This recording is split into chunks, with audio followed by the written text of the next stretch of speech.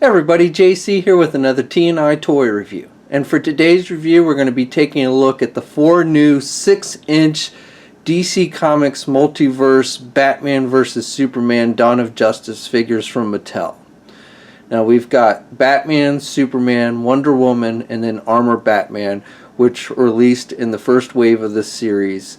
We've apparently got a second wave that's coming, but we don't know what the figures are in that wave as of yet. The packaging for these is very similar with the 3 1/4 inch and then the 6-inch comic book version of the DC Multiverse line. You've got red and black kind of packaging. Up at the very top, because this is a movie line, we've got the Batman vs. Superman logo. Then you've got the DC Comics logo, and then the figures are featured in window box packaging. Then down below we have individual images for each of the characters along with their names, and then it tells us that it comes with a piece for a collect and connect grapple blaster replica. That's right, we don't get a Build-A-Figure, we get a replica of Batman's grapple gun. Sides of the packaging, we get images of each of the characters with a little bio for the movie. It's the same bio in each figure. And on the back of the packaging, it's the same for all the figures except for the name up at the very top, but you've got that brief bio for the Multiverse line. Then you've got a look at the Collect and Connect grapple gun, and it kind of matches up which figure comes with which part. And then down below we have a look at all 4 figures in the first wave, and it tells us figures 5 through 8 are coming soon. And you need all 8 figures in order to complete this grapple gun. Okay, so let's get these open and take a look at what's inside. Okay, so here's a look at the figures outside of the packaging. Now the figures themselves don't come with a lot of accessories. The Armor Batman comes with a gun, and Wonder Woman comes with her sword and shield, but Superman and Batman don't come with anything. I give Superman a pass. He doesn't really need to come with anything, but I would have thought they could have at least given the regular Batman like a grapple gun for him to hold. Now each figure comes with a piece to build this large grapple gun, which honestly I think is kind of lame. It doesn't look very detailed. The base is just, this set of figures mostly comes with pieces for the base, but you can see it's just done with like a gold plastic, not a lot of detail.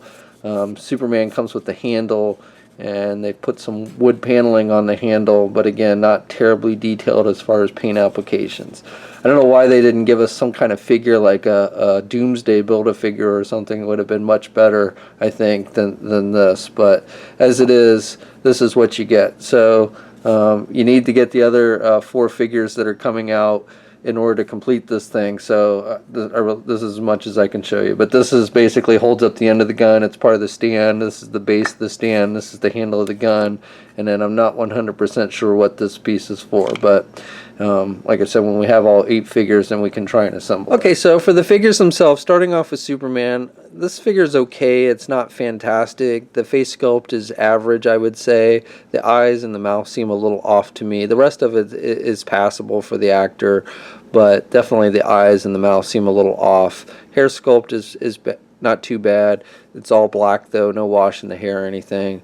I like the metallic paints they used on the costume. I think that looks pretty good and true to what we see in the movie. I also like the texturing on the costume. I think they did a good job with that. Now both Superman and Batman were released as a 2-pack for San Diego. It was an exclusive set. I don't actually have that set, so I can't give you a comparison. I'm going to guess there was some minor differences probably between these figures and those, but again, I don't know for sure. But the cape on this is that vinyl material, and it comes down to about his ankles. And they've kind of given sculpted in a bunch of folds here towards the bottom of the cape, which looks pretty good, looks pretty true to what we see in the movie again. He's got 2 closed-fisted hands, and then the boots are just that kind of dark maroon type color, and he's got some red highlights up at the top of the boots, but again, you've got that texturing on them, so I think that looks pretty good. I think the face sculpt is a little better on Batman. Of course, most of his face is covered by the mask, so it's not like it really looks like Ben Affleck, but I think it looks pretty true to what we see in the movie. Again, I like the texturing on the costume, especially on the bat symbol. I'm not a huge fan of this overall costume design from the movie, but I think it captures the overall look pretty good. The utility belt is mostly black with some gold highlights. I don't know if that's how it is in the movie, but on this figure it's definitely mostly black. And then you've got some washwork on the gold pieces as well.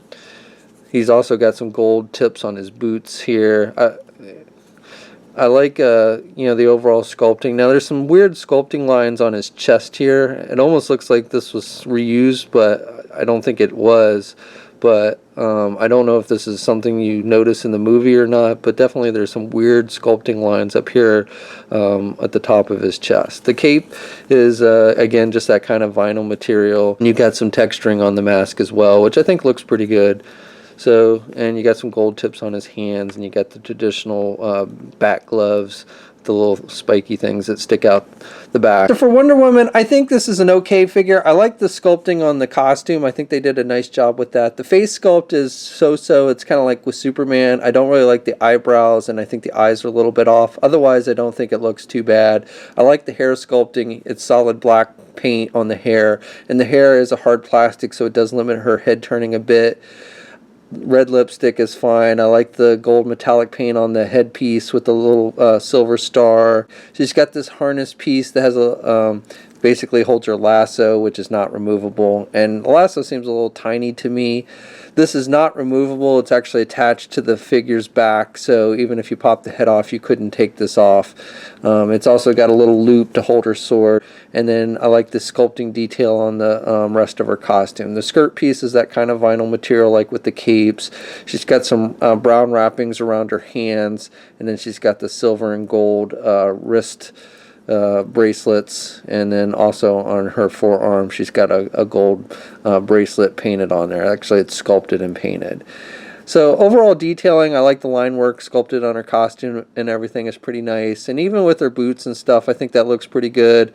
Now, you do have a little bit of sloppy paint down here around the hinge joints on the feet. You got some red bleeding. Now, the hinge joints are unpainted, but I believe that's supposed to be that way. These boots, they're not full-on boots. They're more like, coverings of her legs. So you've got some skin showing between the different portions of the red leather pieces. So I think technically they meant to leave the hinge joints unpainted, but you do have a little bit of sloppiness with the red down there around the hinge. Otherwise, again, I think the figure looks halfway decent. Also got a little gold splotch here on her elbow, on the hinge joint on her elbow here, which it's probably just with my figure, but just wanted to point that out. Now, she comes with a shield and a sword, and the detailing on the sword is really nice, I think. It's done, the blade is silver metallic, but there's some nice sculpting detail in it, not including the word China that's on there, but I like the little engravings and stuff that they sculpted on there, and then the wrappings on the handle and everything. So I like her sword, and like I said, she's got this little loop that you can stick the sword in there to hold if you don't want to put it in her hand, so I like that. The shield, I think, is nice detailing as well. However, it's kind of bent up. I assume this is not really supposed to be bent up, but then again, maybe it is. It does get blasted by Doomsday's I-beam, so I don't know, maybe this is after that happens. But at least with mine, it's definitely, you can see there's some warping in the plastic on the shield. You don't really notice it when you're looking at it straight ahead, but when you look at it from the side, you definitely notice that warping. And it's got handles. Basically, you stick her arm through, and then you hold it. She holds it, the handle.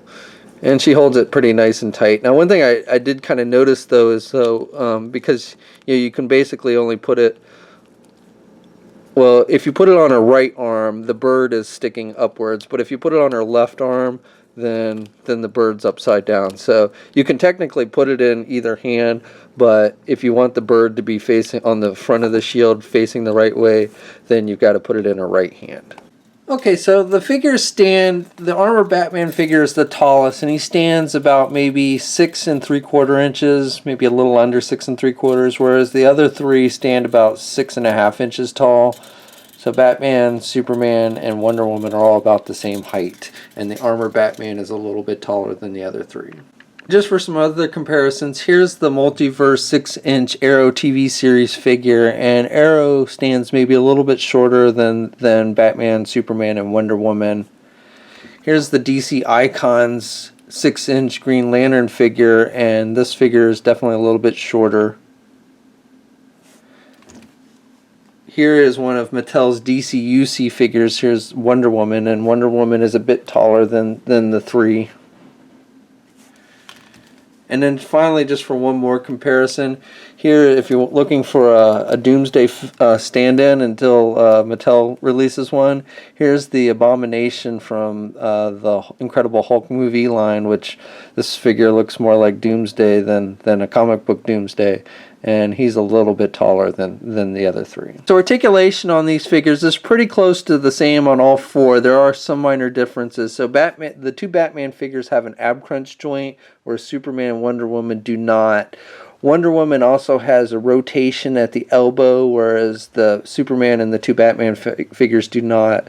They both have the same kind of crotch design. However, because Wonder Woman has the skirt piece, that does limit her doing the splits a bit and getting her legs forward a bit. Otherwise, articulation is pretty much the same across the board. Batman, he can look left and right. Really not a whole lot of up and down movement with the head. Arms are attached with your standard ball hinge joint so he can get his arms out good. Good rotation there. Has the bicep swivel. Single hinged elbow. Has the swivels at the wrist but no hinges. As I said, Batman, the two Batman figures have an ab crunch joint though. Neither one can really crunch forward very much. They can look back a bit. And the Armor Batman is about the same. They all have waist swivels. They have those side joints, as I mentioned, so they can do the splits, except for Wonder Woman, whose skirt kind of limits her doing the splits. Get legs forward pretty good. Even Wonder Woman with the skirt can still get her leg forward pretty good. Has a thigh swivel. All of them have thigh swivels. Single hinged knees, so he can bend his knees about that much. And then hinges on the foot. So good up and down movement, but no ankle pivot or rotation at the ankles. And then Batman has two peg holes on the feet, and so does Superman, but Wonder Woman and Armor Batman do not. Relation on Wonder Woman is pretty much the same. As I mentioned, she's got the swivels at the elbows. Also, the head doesn't really turn nearly as much because of the hair, which is that hard plastic, and she has no up or down movement with the head. And then she doesn't have the ab crunch like the Batman figures. And the skirt piece also limits some of her leg movement. She can't really do the splits any more than that. She can still get her leg forward pretty good because you've got the cut between the skirt pieces, and she can even do her leg back pretty good. It's just the outward movement that's kind of limited by the skirt piece. And she's got the thigh swivel, single hinged knee, hinges at the feet, no rotation at the ankles or anything, no pivot or anything like that, waist swivel. So again, pretty much everything's on par. Ball hinge joints at the shoulders, single hinged elbows. So pretty much on par with the other figures as I mentioned before. Okay, so that's my review. Overall, I would say these are okay figures. They're not fantastic by any means, but they're not horrible either. The paint applications are average to subpar. The accessories, except for Wonder Woman, are almost non-existent. I do like the sword and shield with Wonder Woman, but the others, like I said, basically you get the gun with Armor Batman. The others don't come with anything. Would have definitely liked to seen something like a grapple gun or batarang or something for the regular Batman figure. Articulation is okay. Again, I wouldn't call these super highly articulated figures, but it's about average. So, you know, if you're looking for a high-end version of these characters, I would definitely hold off on these and go with something like the Mafex line. If you're looking for just something that's somewhat affordable, $20 price range, and just to fit in with your 6-inch figures, then these are ones you probably, would definitely want to check out. So these figures are hitting shelves now. Places like Toys R Us and Amazon are carrying them currently. I don't know about places like Target and Walmart. We'll have a full gallery of images for all 4 figures up at toynewseye.com. There's a link in the description below. And as always, leave a comment. Let us know what you think. If you're so inclined, please like the video. And if you haven't already, please subscribe. And until next time, I'll catch you later.